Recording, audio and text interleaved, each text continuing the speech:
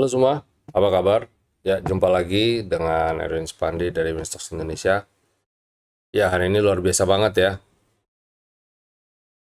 Ya, sesuai ekspektasi sebenarnya. Cuma yang luar biasa adalah saya kaget lihat net buy sell asing hari ini ya. Net buy 2,8 T. Luar biasa banget di market reguler. Artinya market sudah mulai, kalau istilah kerennya, risk on ya. Jadi mulai berani ngambil resiko terhadap aset-aset yang berisiko tinggi. Saham berisiko tinggi, Indonesia adalah negara berisiko tinggi, jadi mereka mulai masuk ke negara-negara berisiko tinggi karena melihat imbal hasil yang menarik dan potensi upside yang bagus ya untuk dapat profit. Berani karena Asia jadi backbone ekonomi dunia saat ini ya. Jadi ketika terjadi perang tarif seperti ini, kita lihat resilience, daya tahan dari negara-negara di Asia lebih kuat dibandingkan yang lain. Yang lain sudah babak belur dengan inflasi yang akhirnya membuat, salah satu Amerika ya, yang akhirnya mereka mau nggak mau kayak ngalah, tapi nggak mau kelihatan ngalah. Iya, kalau mereka nggak mundur, mereka nggak ngalah, ya siap-siap aja negara mereka dihantam dengan inflasi yang gila-gilaan. Terus yang bikin euforia juga di market adalah kemungkinan The Fed di semester kedua ini akan memotongkan suku bunga, walaupun mulai dari September mungkin di kuartal ketiga ya, sekarang masih kuartal kedua. Nah, sentimen positif itu yang membawa market jadi ya cenderung lebih oke ya. Terus besok bagaimana? Besok oke banget. Ya harusnya masih oke karena IHSG ditutup full body candle, ya hampir full ya, kurang dikit lagi, cuma selisih berapa poin aja, naik 2% ya, optimismenya tinggi. Oh by the way, besok saya beruntung, saya bukan besoknya beruntung, tapi saya besok akan bawain market opening di Berita Satu, silakan kalian nonton ya. Kenapa saya bilang beruntung? Karena sebenarnya minggu kemarin saya disuruh untuk jadi narasumber. Nah, karena saya sibuk sekali, saya bilang bisa nggak kalau minggu depan aja. Dan ya minggu depan saya kebagian di saat market lagi bullish. Jauh lebih gampang ngomongnya harusnya ya. Ya semoga besok mendukung lah ya. Kalau saya lihat kondisi saat ini sih besok masih oke. Dan kalau saya lupa ingat, tapi yang saya ingat adalah di morning briefing saya sudah ngomong kalau saya udah nggak bilang, saya nggak saya cukup optimis di bulan Mei ini kita tidak akan dapat sell on May and go away, kecenderungan itu positif, dan mungkin satu dari sedikit ya analis yang masih stay bullish di IHSG, mereka lainnya masih pada nggak berani. Saya mungkin salah satu yang lebih awal ngomong untuk serok, dan saya tadi ngobrol sama fund manager lagi ya, saya cukup banyak ngobrol sama fund ya somehow banyak diajak ketemu untuk bertukar pikiran. Ya, saya melihat kalau mau fund mereka, reksadana mereka atau apapun itulah ya, produk-produk mereka mau jalan atau mau ada kinerja positif, mereka harus beli mulai dari sekarang. Kalau mereka bilang ya ngerti sih Pak, mesti beli dari sekarang, cuma justru itu ini mau ketemu gitu ya, pengen tanya pendapat bla bla bla, diskusi kita. Sudah ketinggian banget belum sih gitu. Cuman terlepas dari sekarang udah ketinggian, lebih cilaka lagi ketika di akhir tahun dan harganya sekarang udah lebih tinggi lagi dan kalian masih tetap belum punya gitu.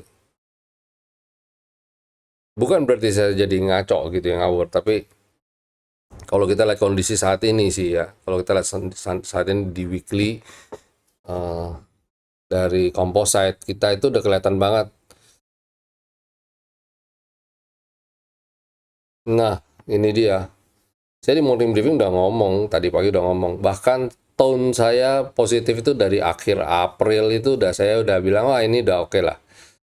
Dari 24 ada rekam jejaknya kok, 24 April, 25 April gitu saya udah ngomong untuk rekomendasi buy.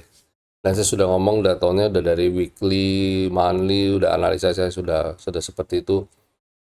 Dan ini membuktikan bahwa ya analisa kita masih tajam gitu ya, opini kita masih tajam.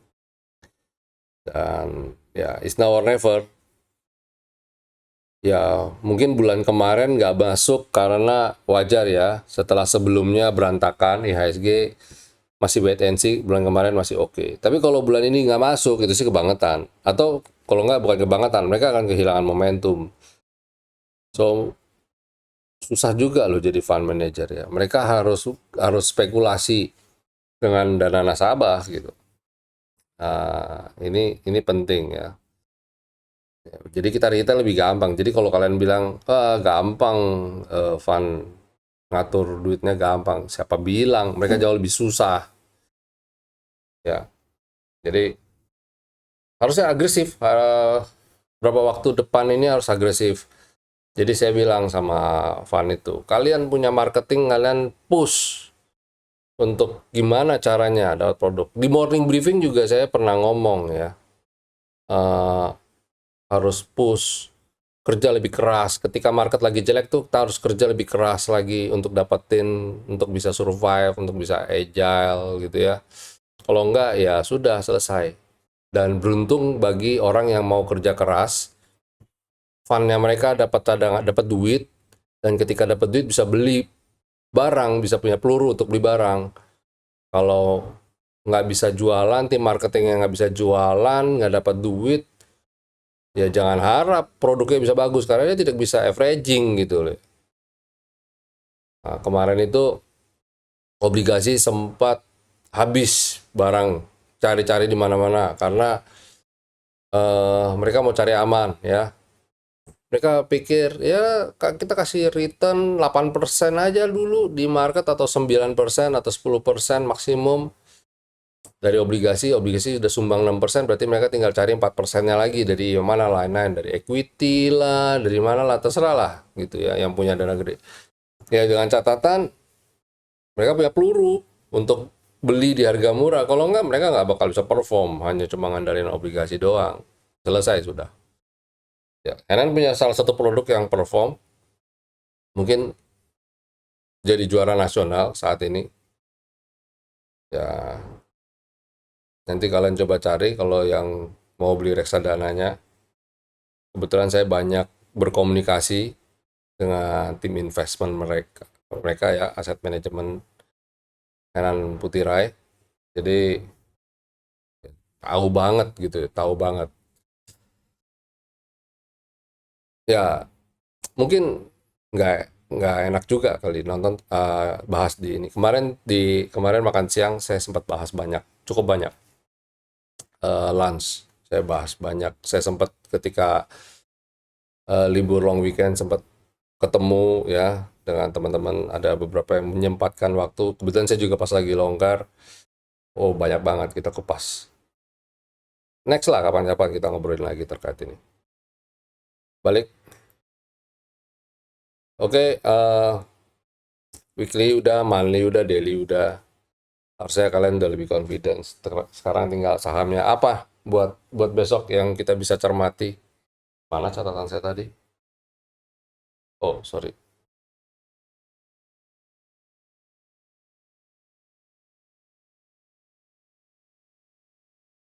Buat besok kita bisa cermati ada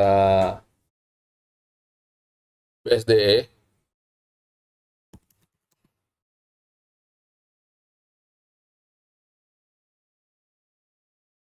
Nah, ini rebound dari bawah, dari bottom. Harusnya ini juga jadi salah satu emiten yang mungkin besok juga akan lanjut lagi ya. Itu dari reversal, tanda reversal. Kemudian Alfamart,